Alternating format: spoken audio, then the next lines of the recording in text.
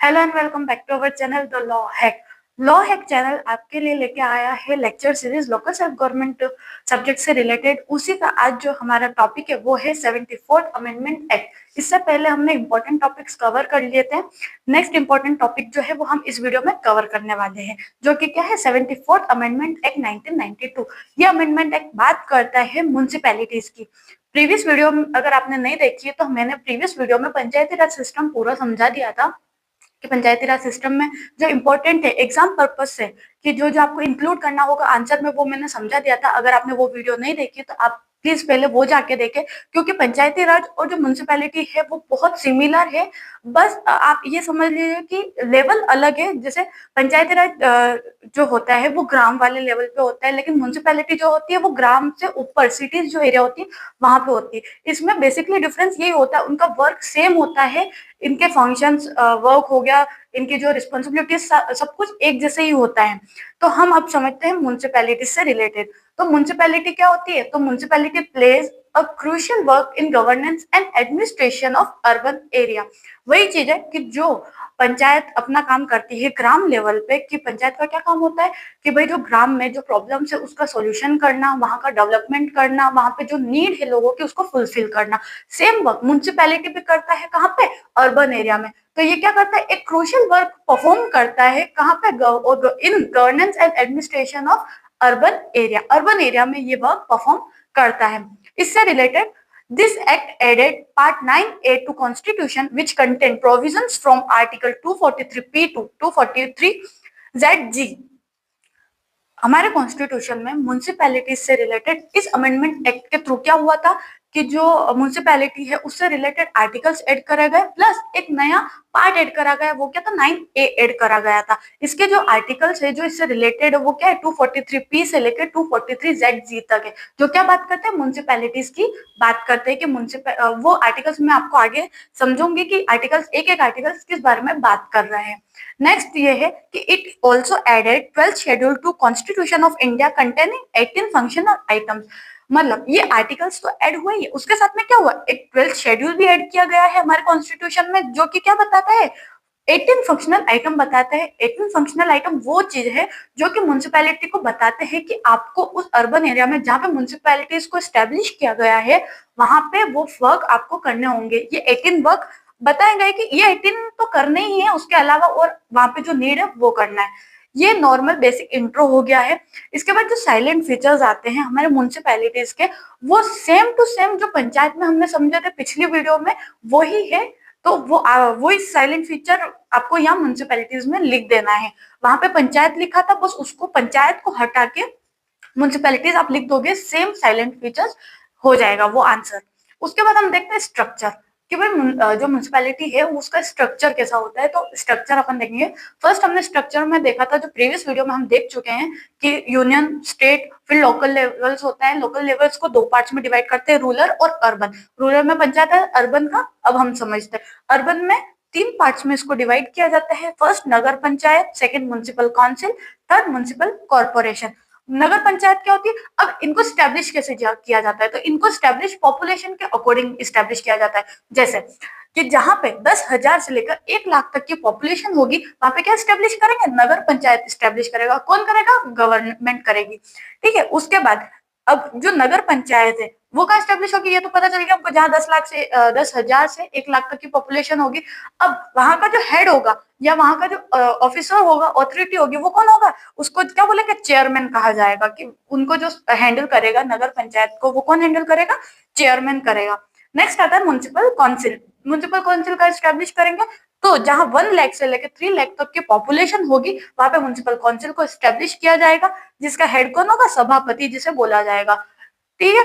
अब एक इसमें एक और इंटरेस्टिंग चीज ये है कि जो म्युनिसिपल काउंसिल्स होती हैं, इसी को आप जो बच्चे सिटी से बिलोंग करते होंगे उनको पता होगा कि सिटीज में वार्ड बांटे गए होते हैं, कि वार्ड नंबर्स डिसाइडेड होते हैं। तो वो वार्ड कहाँ होते हैं? जहाँ म्युनिसिपल काउंसिल स्टेब्लिश की जाती है, वहीं पे वार्ड्स भी डिवाइड किए जाते हैं। अब वो वार्ड का क्या काम होता है, वार्ड होता है, फिर वहां पे उन परिषद को चुना जाता है, ये जो चीजें होती है ये म्युनिसिपल काउंसिल्स में होती है।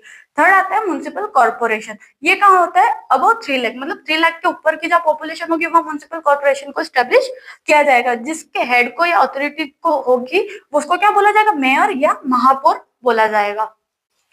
स्ट्रक्चर हमने देख लिया था।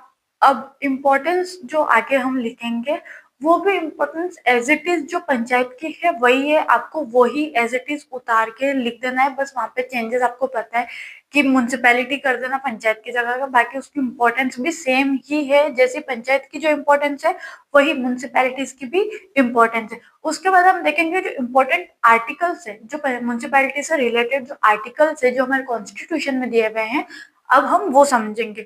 तो कहाँ से कहाँ तक दिए हैं, तो 243 पी से लेकर 243 जेड जी तक दिए हुए, लेकिन मैंने यहाँ पे वही कवर किया जो आपको एग्जाम पर्पज से इम्पोर्टेंट है। आप जो एग्जाम में लिखोगे आप यही लिख के आयोगे, इनफ होगा उसके लिए। ठीक है, फर्स्ट आर्टिकल हम देखते हैं। तो आर्टिकल 243 पी बात करता है, जिसमें क्या बोला, डेफिनेशन दी गई है। दो इंपॉर्टेंट डेफिनेशन मैंने यहाँ लिखी है, वैसे वहां पे 4 से 5 डेफिनेशन दी हुई है, लेकिन दो जो मेन है वो है, फर्स्ट आती है इंपॉर्टेंट डेफिनेशन, वो आती है म्युनिसिपल एरिया की। म्युनिसिपल एरिया क्या होती है उसकी डेफिनेशन दी है, the territorial area of a municipality as notified by the government. वो क्या होगा, ऐसा टेरिटोरियल एरिया जो कि म्युनिसिपैलिटी का होगा, जो कौन नोटिफाई करेगा, गवर्नमेंट जो नोटिफाई करके बताएगा वो क्या होगा, म्युनिसिपल एरिया होगा। वही म्युनिसिपैलिटी क्या होगा, तो municipality means an institution of self government constituted under article 243 Q. 243 Q के अंदर जिसकी बात की गई है इंस्टीट्यूशन की, सेल्फ गवर्नमेंट इंस्टीट्यूशन की, वो क्या होगा, म्युनिसिपैलिटी होगा। ये दो इंपॉर्टेंट डेफिनेशन है, आप ये लिख के आए, इनफ होगा। सेकंड हम देखते हैं आर्टिकल 243 क्यू, जो क्या बात करता है, कॉन्स्टिट्यूशन ऑफ म्युनिसिपैलिटीज। म्युनिसिपैलिटी के कॉन्स्टिट्यूशन की बात करता है। हमने स्ट्रक्चर में 3 चीज पढ़ी थी, नगर पंचायत, म्युनिसिपल काउंसिल और म्युनिसिपल कॉर्पोरेशन, उसी के कॉन्स्टिट्यूशन की इस आर्टिकल में बात की गई है। हमने स्ट्रक्चर में देखा था कहाँ ये कॉन्स्टिट्यूशन होगी, जहां पे पॉपुलेशन के बेसिस पे ये इनको कॉन्स्टिट्यूट किया जाएगा, वही चीज यहाँ पे आपको लिखनी है।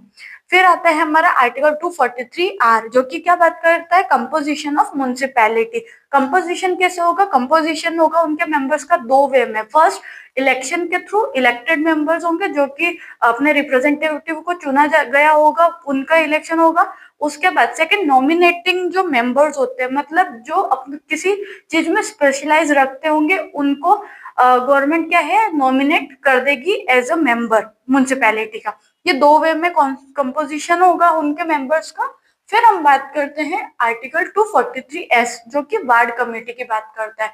हमने जो स्ट्रक्चर में देखा था कि सिटीज में वार्ड में बांटा जाता है एरियाज को, वही वार्ड कैसे, वो वार्ड को कैसे फंक्शन करेंगे, तो उन वार्ड के आप कह सकते हैं डेवलपिंग के लिए या वहां की प्रॉब्लम्स को सॉल्व करने के लिए क्या होता है, वार्ड कमेटी को स्टैब्लिश किया जाता है। अब ये स्टैब्लिश कौन करता है, स्टेट लेजिस्लेचर स्टैब्लिश करती है, वो डिटरमाइन करती है, वही उनके फंक्शंस और ये सब बताती है कि वार्ड कमिटीज को क्या करना है, वहां के मेंबर्स को कैसे इलेक्ट करना है, ये सब कौन करेगा, स्टेट लेजिस्लेचर डिसाइड करेगा। फिर आता है आर्टिकल 243 टी, जो कि रिजर्वेशन की बात करता है। SC, ST, OBC वालों के लिए स्टेट लेजिस्लेचर डिसाइड करेगा। वो हर एरिया का अलग अलग परसेंट होता है, वहां पे वो डिसाइड किया रहता है। बट जो वुमेन्स का है वो ऑलरेडी हमेशा डिसाइड होता है कि वुमेन्स को 1/3 पार्ट तो मिलेगा ही मिलेगा रिजर्वेशन का, ये डिसाइड होता है। बाकी जो है स्टेट लेजिस्लेचर अपने अकॉर्डिंग डिसाइड करती है, बैकवर्ड क्लासेस को क्या कितना रिजर्वेशन देना है, ये टाइम टू टाइम चेंज होता रहता है, बट वुमेन्स का जो है वो फिक्स रहता है। नेक्स्ट आता है हमारा 243 यू, जो कि ड्यूरेशन की बात करता है। नॉर्मली जो ड्यूरेशन होता है किसी भी गवर्नमेंट का, वो क्या होता है, 5 इयर्स का होता है। तो यहाँ पे म्युनिसिपैलिटी का भी क्या है, 5 ईयर का टेन्योर है कि 5 ईयर तक वो अपना वर्क परफॉर्म करेगी।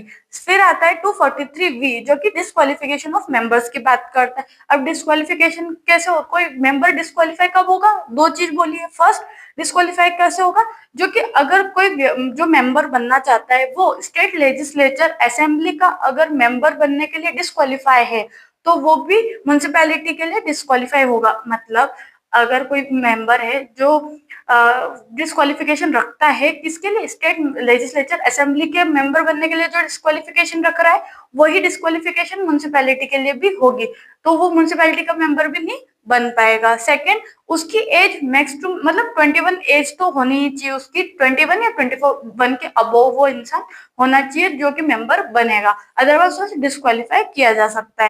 अब देखेंगे 243W जो कि क्या बात करता है, पावर, अथॉरिटी एंड रिस्पॉन्सिबिलिटी। जो हमने देखा था कि 12 शेड्यूल ऐड किया गया म्युनिसिपैलिटीज के लिए, जिसमें कि 18 फंक्शनल आइटम्स बताए गए हैं। वो 18 फंक्शनल आइटम को परफॉर्म करने की पावर किसको है, म्युनिसिपैलिटीज को है।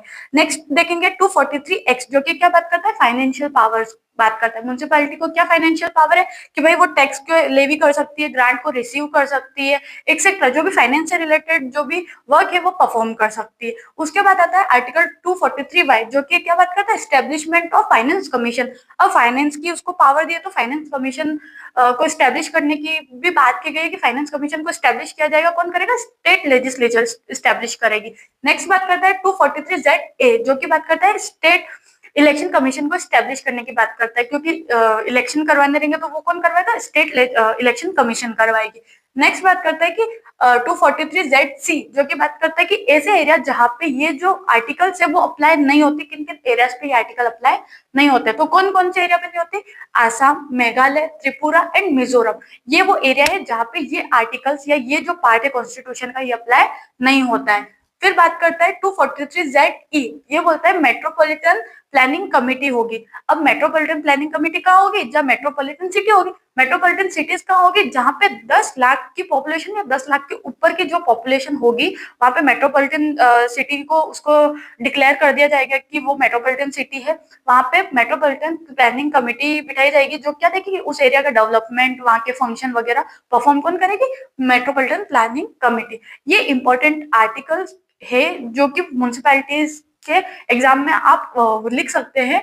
ये मैंने इम्पोर्टेंट जो बहुत ही ज्यादा इम्पोर्टेंट है मैंने वही बताया, उसके अलावा मैंने आपको कुछ भी एक्स्ट्रा नहीं बताया है।